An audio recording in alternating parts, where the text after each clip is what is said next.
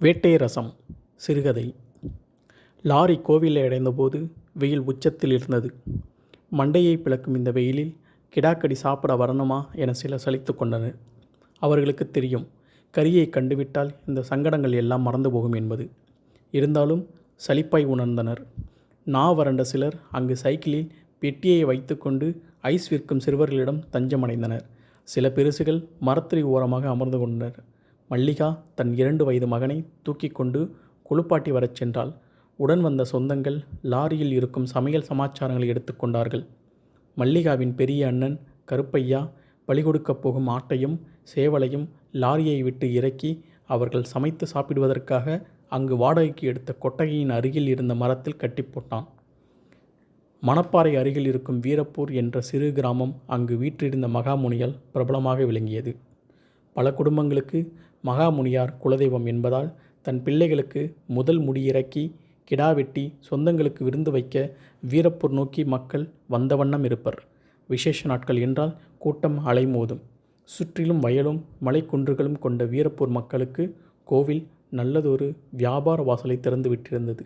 தேங்காய், வாழைப்பழம், பத்தி, சூடம், வெற்றிலை, டீ, காபி, போண்டா, பொம்மை, பலூன், சோடா, ஐஸ் வண்டி என எல்லா பக்கமும் வியாபாரம் நடந்தபடியே இருக்கும். சிலர் தன் விவசாய நிலத்தை சமையல் செய்யும் கொட்டகையாக மாற்றி வாடகைக்கு விட்டிருந்தனர். குடிமக்கள் அவதிப்படக்கூடாது என அரசாங்கம் அந்த சின்ன கிராமத்திலும் டாஸ்மாக் கடையை திறந்திருந்தது.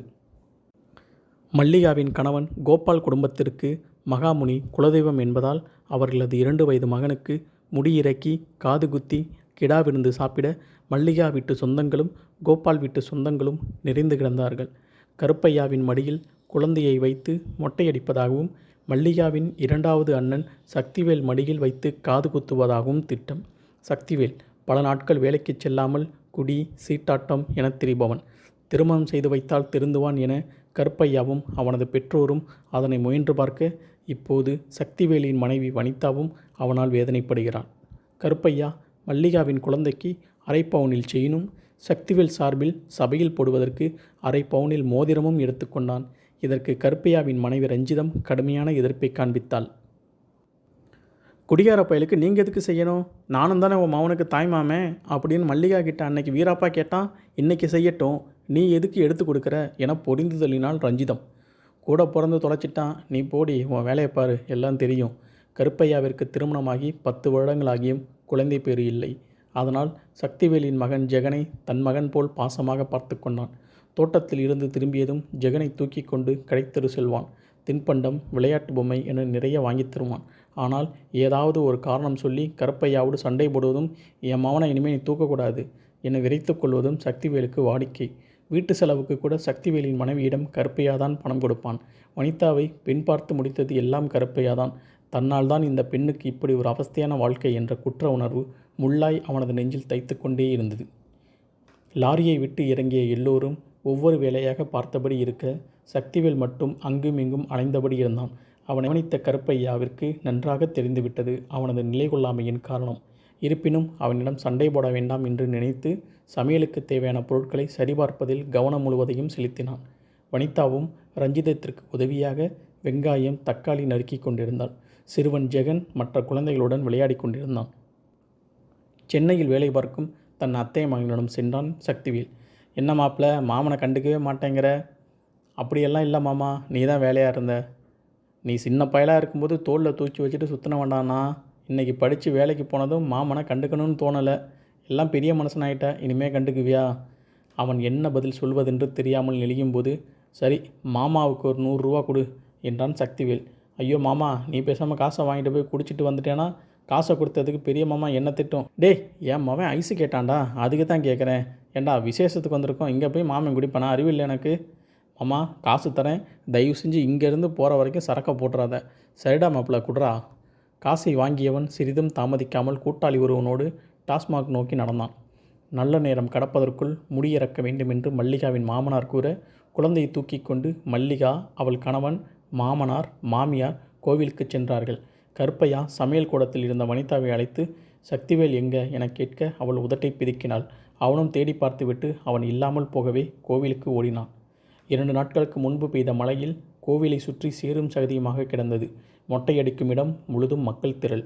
நீரோடு கலந்து கிடக்கும் காணிக்கை முடி கால்களை ஒட்டிக்கொள்ள மல்லிகாவின் குடும்பம் இருக்கும் இடத்திற்கு ஓடினான் கருப்பையா. என்னண்ணே எங்கே போன கூட வராமல் என சலித்து கொண்டாள் மல்லிகா. இந்த சத்தி பயலை காணாமா, அவனை தான் தேடிட்டு இருந்தேன். மச்சான் உங்கள் தம்பி நேரம் எங்கே போகணுமோ அங்கே போயிருப்பாப்புல, நீங்கள் வந்து உட்காருங்க என்றான் மல்லிகாவின் கணவன் கோபால். கருப்பையாவின் மடியில் வைத்து மொட்டையடித்து முடித்ததும் குழந்தையை குளிப்பாட்டி புதுச்சட்டை போட்டு கோவில் பிரகாரத்திற்கு சென்றார்கள். உடன் கூட்டி வந்திருந்த ஆசாரி ஊசியை வைத்து கொண்டு தயாராக இருந்தான். எல்லோரும் சிரித்தபடி இருக்க கருப்பையா மட்டும் தவித்து கொண்டிருந்தான். என்னண்ணே நின்றுட்டுருக்க, உன் மருமவனை மடியில் வச்சுட்டு உட்காரு. அம்மா சக்திவேலு மடியில் உட்கார வச்சு காது குத்தலாமா, இல்லைனா தண்ணியை போட்டு வந்து தகரா பண்ணுவான், கிறித்துவம் பிடிச்ச பையன்.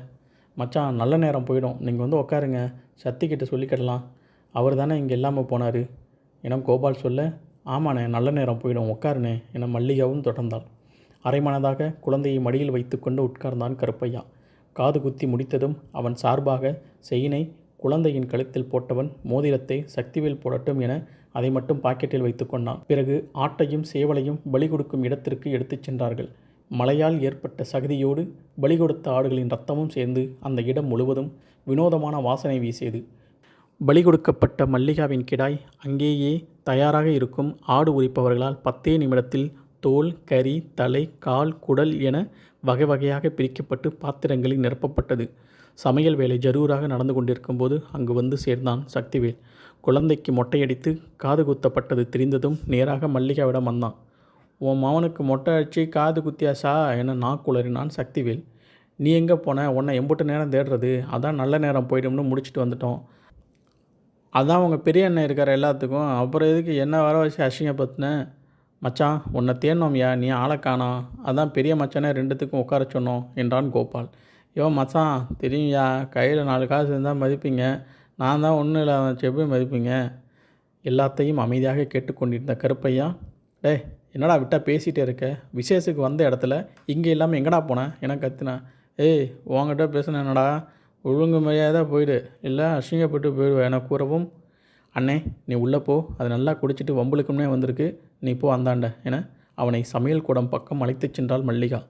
அங்கு சமையல் வேலையை கவனித்து கொண்டிருந்த வனிதாவிடம், அண்ணன் குடிச்சிட்டு வந்து வம்புழுத்துக்கிட்டு இருக்கு, நீ போய் அதை சண்டை போட்டு ஒழுங்காக உட்கார வை என மல்லிகா கூறவும், இந்த மனுஷனுக்கு இதே வேலையாக போச்சு, ஒரு 4 கிழமைன்னு ஒழுங்காக இருக்க மாட்டேங்குதே என்றபடியே சக்திவேல் இருக்கும் இடத்திற்கு சென்றால் சமாதானப்படுத்த முயன்றவர்களில் எல்லாம் கெட்ட வார்த்தைகளை திட்டிக் கொண்டிருந்தான் சக்திவேல். சரியாக நிற்க முடியாத அளவிற்கு போதை உச்சத்தில் இருந்தது. ஏய் இங்கே பாரு, வந்த இடத்துல ஒழுங்காக இருக்காமல் வேலையை ஆரம்பிச்சிட்டியா, மரியாதையாக வந்து உட்காரு என்றால் அவனை நெருங்கிய வனிதான். ஏற்கனவே தன்னை எல்லோரும் சேர்ந்து அவமானப்படுத்தி விட்டார்கள் என கோபத்தில் இருந்த சக்திவேல் அவளுடைய இந்த பேச்சை கேட்டதும் பளீர் என கன்னத்தில் ஓங்கி அறைந்தான். எல்லோரும் அவனை பிடித்து கொள்ள அவர்களை குதை தள்ளிவிட்டு அவளை நெருங்கியவன், போய் புள்ளையை தூக்கிட்டு ஊருக்கு போகலாம் என்றான். அவள் எதுவும் பேசாமல் அமைதியாக நிற்கவும், போடியே சொன்னது கேட்குதில்ல என கத்தினான். உள்ளே சென்ற வனிதா ரஞ்சிதத்தின் மடியில் அமர்ந்திருந்த ஜெகனை தூக்கி கொண்டு வெளியே வந்தாள். இருவரையும் அழைத்து கொண்டு பேருந்து நிறுத்தம் நோக்கி நடந்தான் சக்திவேல். விஷயமறிந்து கருப்பையா, ரஞ்சிதம், மல்லிகா, கோபால் அவர்களை தேடி ஓடி வந்தார்கள். பேருந்து நிறுத்தத்தில் நின்று கொண்டிருந்த சக்திவேலிடம், அண்ணே ஏனே இப்படி பண்ணுற, வா வந்து சாப்பிடு என்றாள் மல்லிகா. ஏய் கறிச்சோறு திங்க நாதி இல்லாமல் அங்கே வரல, போ. மச்சான் இப்படி கோச்சிட்டு போனால் நல்லாவா இருக்குது, பார்க்குறவங்க என்ன சொல்லுவாங்க, வாங்க என்றான் கோபால். போயா, அதான் அவன் வசதியான அவன் பெரிய மச்சான் இருக்கார, நான் எதுக்கு. வனிதா அவன் போகட்டும், நீயும் பிள்ளையும் வாங்க சாப்பிடுவீங்க என்றாள் ரஞ்சிதம். ஏய் எவ்வளவு கூப்பிட்டான்னு போனால் காலை உடச்சிடுவேன். என்னடா மரியாதைலாம் பேசிகிட்டு இருக்கேன் என கருப்பியா சத்தம் போட்டதும், என்னடா என்ன சக்திவேலும் எகிரத் தொடங்கினான். கோபால் இருவரையும் மறித்து கொண்டான். சரியாக அந்த நேரம் பேருந்து வரவும் வனிதாவையும் சிறுவன் ஜெகனையும் இழுத்து கொண்டு சக்திவேல் உள்ளே ஏறிக்கொள்ள பேருந்து நகரத் தொடங்கியது. ஜன்னலோரம் இருந்து ஜெகன் மட்டும் அழுத விழிகளோடு கருப்பையாவை நோக்கி டாட்டா காட்டினான். கண்ணிலிருந்து பேருந்து மறையும் வரை அங்கே நின்று கொண்டிருந்து விட்டு சமையல் கூடம் நடந்தார்கள் எல்லோரும். சமையல் முடிந்து பந்தி பரிமாறப்பட்டது. கருப்பையா பக்கத்தில் அமர்ந்திருந்த ரஞ்சிதம் அந்த ஜெகம் பையன் கேட்டுக்கிட்டே இருந்தான், எப்போ பெரியம்மா கறிசோறு போடுவாங்கன்னு. பாவம் புள்ள, மகாமுனிக்கு படைச்ச அந்த வேட்ட ரசத்தை சாப்பிடாமலே பசியோடு போயிட்டான் என்றாள். கருப்பையா எங்கோ விரித்து பார்த்தபடி சாதத்தை நீண்ட நேரம் பிசைந்து கொண்டே இருந்தான். முற்றும்.